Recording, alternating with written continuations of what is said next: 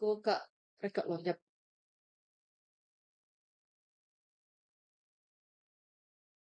Ingat ah, ingat urutan memperkenalkan diri ya. Pada,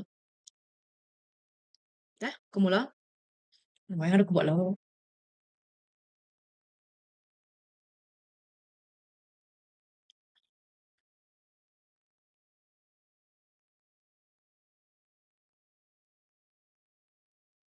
Oke. Selamat petang, saya ucapkan kepada Sir Kidir dan rakan-rakan sekalian. Pada hari ini kumpulan satu linguistik ingin membentangkan poster yang bertajuk Langkah-langkah memupuk kesepaduan sosial melalui aplikasi Facebook dalam kalangan pelajar tahun 1 di Unimas. Sebelum itu, izinkan saya dan ahli kumpulan memperkenalkan diri masing-masing. Nama saya Lamah Anak Abu. Nama saya Alisa Lenya Anak Gilbert Janting.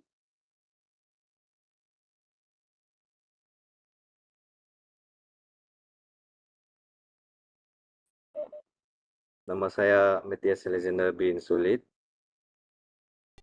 Nama saya Amir Afif bin Abdulaziz. Nama saya Shanina Adriana binti Sirkawi. Hai, nama saya Vivian Nixon, anak Albert. Dan nama saya Florence anak Markus.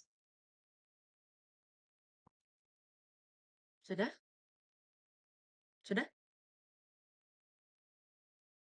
Oke. Itu merupakan ahli kumpulan untuk poster ini. Kami sebenarnya ada 11 orang, namun yang membentangkan cuma ada 7 ahli sahaja yang membentangkan poster ini. Tanpa melengahkan masa, saya akan meneruskan pembentangan dengan pengenalan terlebih dahulu. Oke, pengenalan.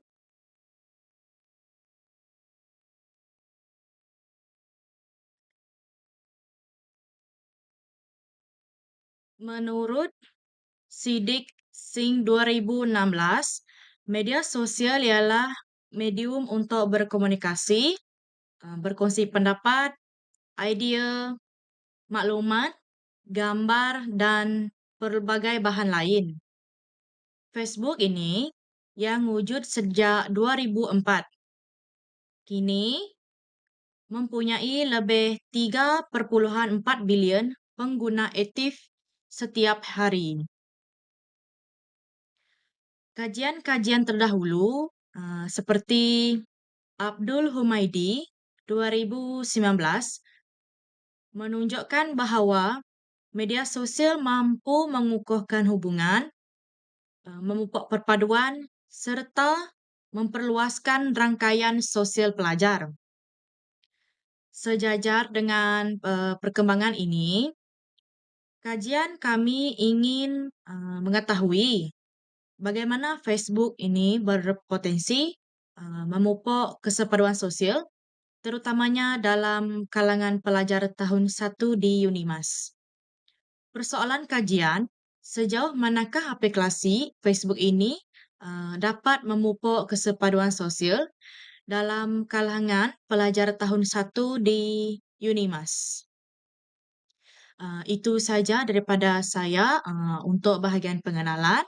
Jadi akan diteruskan oleh saudari Alisa yang membentangkan metodologi kajian. Oke, dipersilakan. Oke, baiklah saya akan membentangkan bahagian metodologi kajian daripada kumpulan kami mengenai poster ini. Kami menggunakan dua jenis kaedah yang terdiri daripada kaedah kuantitatif dan kaedah kualitatif. Bagi kaedah kuantitatif, kami menggunakan jenis responden yaitu soal selidik yang merangkumi 20 orang responden. Soal selidik ini diedarkan secara atas talian menggunakan Google Form. Jadi,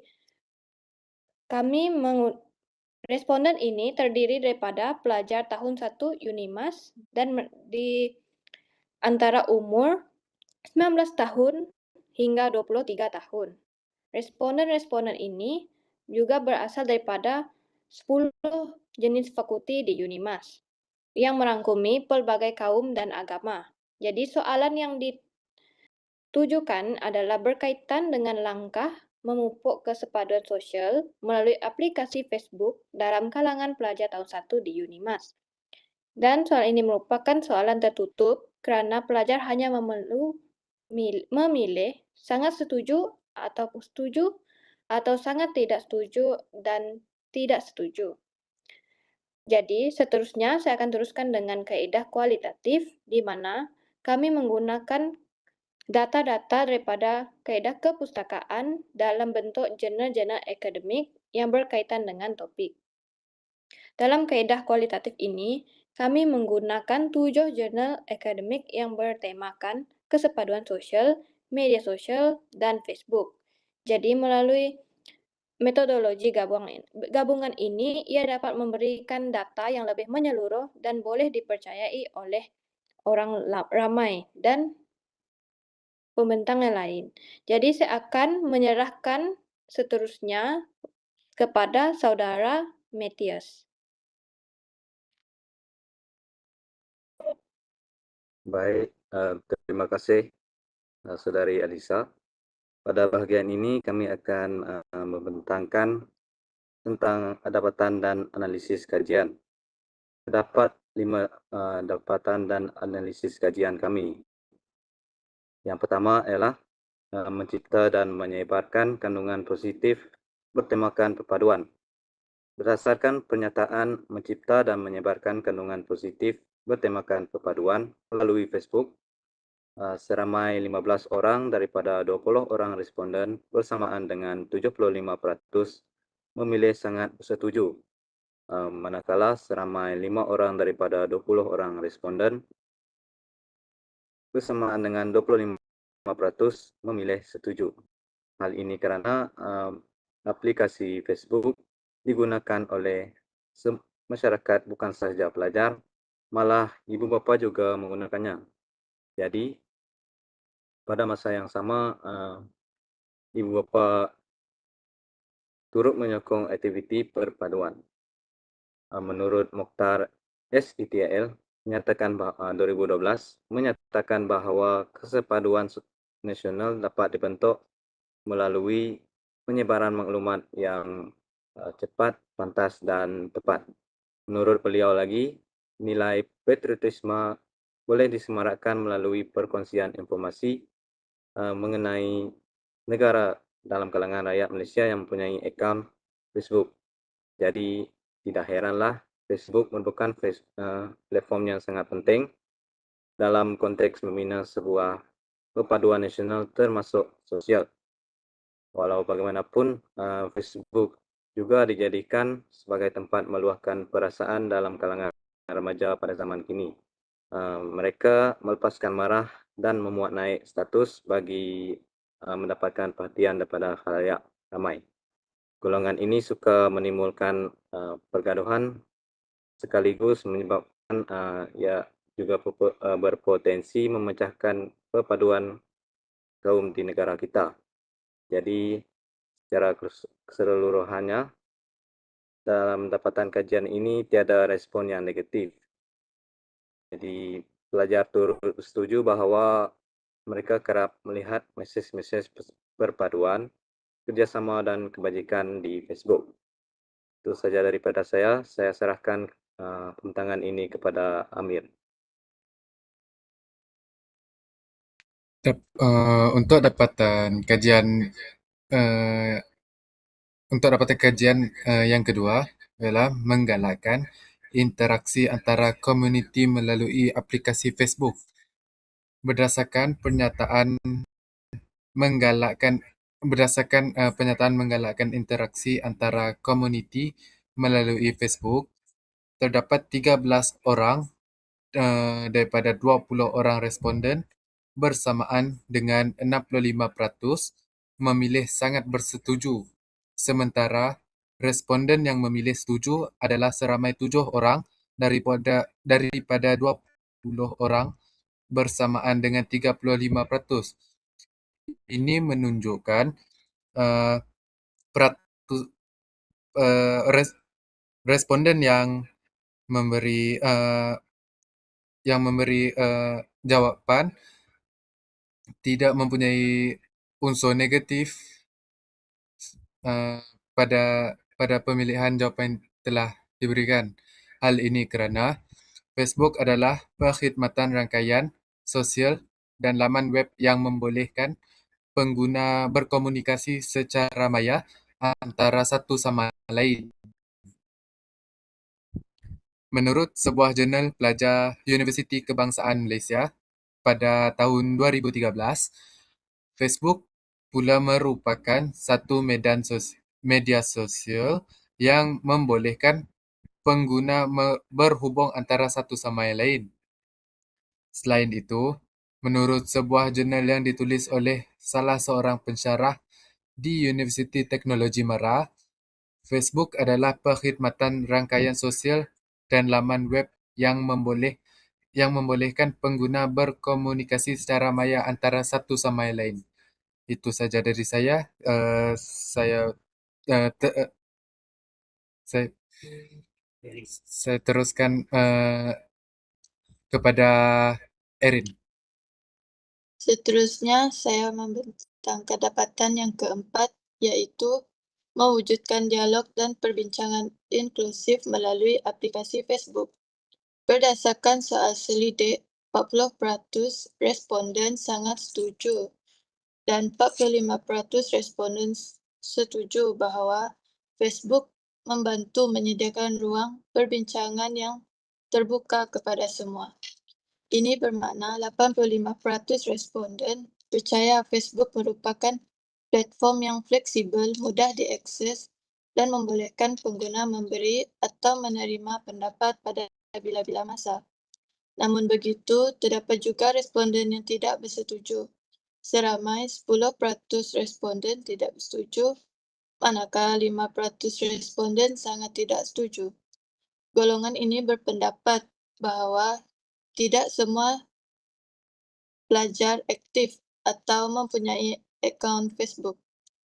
Menurut Abdul Hadi 2018, perkara ini memang berlaku kerana Facebook ialah medium terbuka yang sering menjadi tempat perkongsian pandangan berbeza, termasuk isu sensitif seperti agama dan sosial.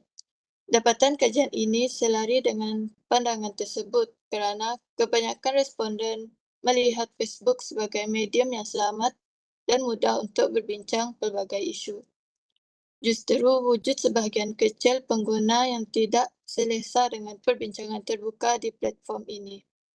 Kesimpulannya, walaupun terdapat sedikit responden yang tidak bersetuju, majoriti besar responden masih melihat Facebook sebagai medium yang mampu mewujudkan dialog dan perbincangan inklusif dalam kalangan pelajar tahun 1.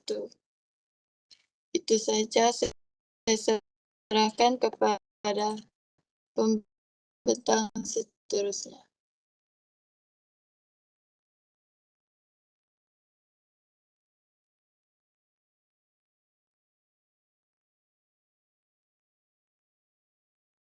Baiklah, seterusnya. Untuk nombor 3, iaitu melancarkan kempen yang menekankan solidariti, kekuatan dan kebanggaan melalui aplikasi Facebook. Jadi, setelah mendapat jawapan daripada responden melalui Google Link yang dihantar kepada pelajar Unimas, majoriti responden setuju bahawa Facebook ni sesuai untuk kempen solidariti. Berdasarkan data yang diambil daripada carta, seramai 8 orang, iaitu bersamaan dengan 40% responden, menyatakan bahawa mereka sangat setuju dengan penyataan ini. Manakala, seramai 11 orang bersamaan dengan 55% menyatakan setuju bahawa Facebook ini dapat melancarkan kempen yang menekankan solidariti, kekuatan dan kebanggaan. Baiklah, namun hanya seorang sahaja atau bersamaan dengan 5% yang tidak setuju bahawa melancarkan kempen yang menekankan solidariti atau kekuatan dan kebanggaan ini di Facebook. Jadi, perkara ini mungkin berlaku disebabkan beliau hanya menggunakan Facebook untuk tujuan memuatnai aktiviti atau rutin harian beliau sahaja. Jadi, menurut sebuah artikel yang dikeluarkan oleh MSTA pada tahun 2021 mengatakan bahawa artikel MSTA menyatakan Facebook ialah medium berkesan untuk menyalurkan bantuan dan mesej perpaduan. Facebook juga sering digunakan untuk mempromosikan kempen perpaduan. Untuk jawapan daripada responden untuk poin kelima pula ialah menggalakkan pendidikan literasi digital melalui Facebook. Jadi seperti biasa, majoriti responden setuju bahawa Facebook menggalakkan literasi digital. Seramai 40% responden yang terdiri dari kalangan pelajar di Unimas, iaitu 8 orang, sangat setuju. Sementara bilangan responden yang menjawab setuju pula ialah seramai 9 orang, iaitu bersamaan dengan 45%. Bilangan responden yang tidak setuju pula hanya 2 orang, iaitu bersamaan dengan hanya 5%.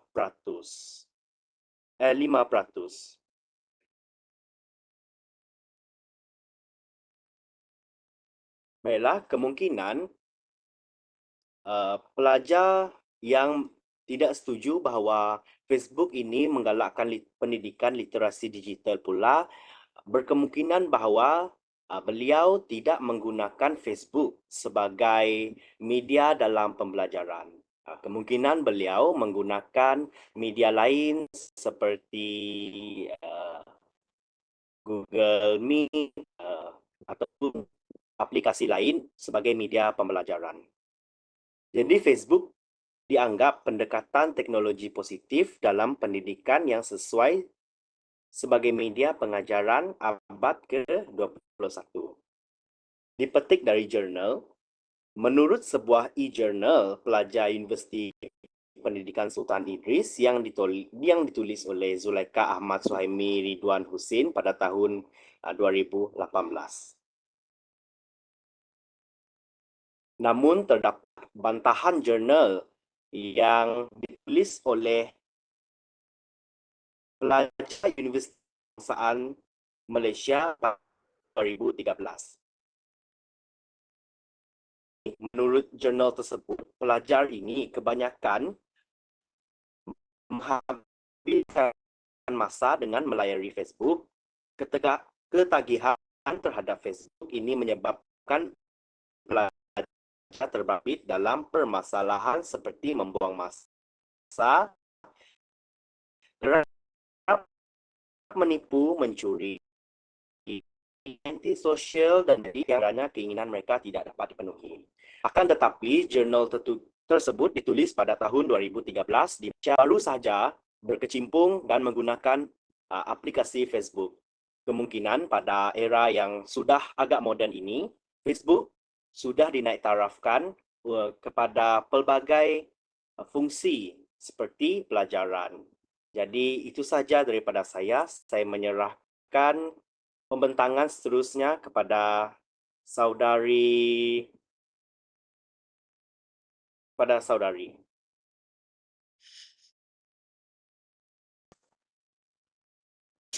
Baiklah, saya akan teruskan kepada kesimpulan. Sebagai kesimpulannya, Dapatan kajian kami menunjukkan bahawa platform Facebook sangat berpotensi dalam memupuk kesepaduan sosial dalam kalangan pelajar tahun 1 di UNIMAS. Melalui soal selidik yang dijalankan, majoriti responden khususnya menunjukkan bahawa 75% yang sangat setuju dan selebihnya setuju. Ini menunjukkan bahawa langkah-langkah yang dicadangkan adalah benar-benar diterima dan dianggap berkesan. Langkah seperti penyebaran kandungan positif, interaksi komuniti, dialog terbuka, dan kempen sosial, serta literasi digital adalah sangat sesuai untuk meningkatkan perpaduan sosial di universiti. Akhir sekali, kami juga mencadangkan bahawa kajian lanjutan perlu dijalankan dengan sampel yang lebih besar dan melibatkan lebih banyak fakulti. Itu sahaja daripada saya. Seterusnya, saya akan pergi kepada rujukan. Jadi, kumpulan kami telah menggunakan 10 rujukan yang dilihat Anda seperti di dalam poster yang telah dipaparkan. Antara bahan yang digunakan adalah seperti kamus, jurnal, artikel, dan sebagainya. Itu saja untuk bahagian rujukan. Jadi secara keseluruhannya kajian poster langkah-langkah memupuk kesepaduan sosial melalui aplikasi Facebook dalam kalangan pelajar tahun 1 di UNIMAS telah pun berjaya dikaji oleh kumpulan kami. Jadi itu sahaja daripada kumpulan kami. Terima kasih. Terima kasih.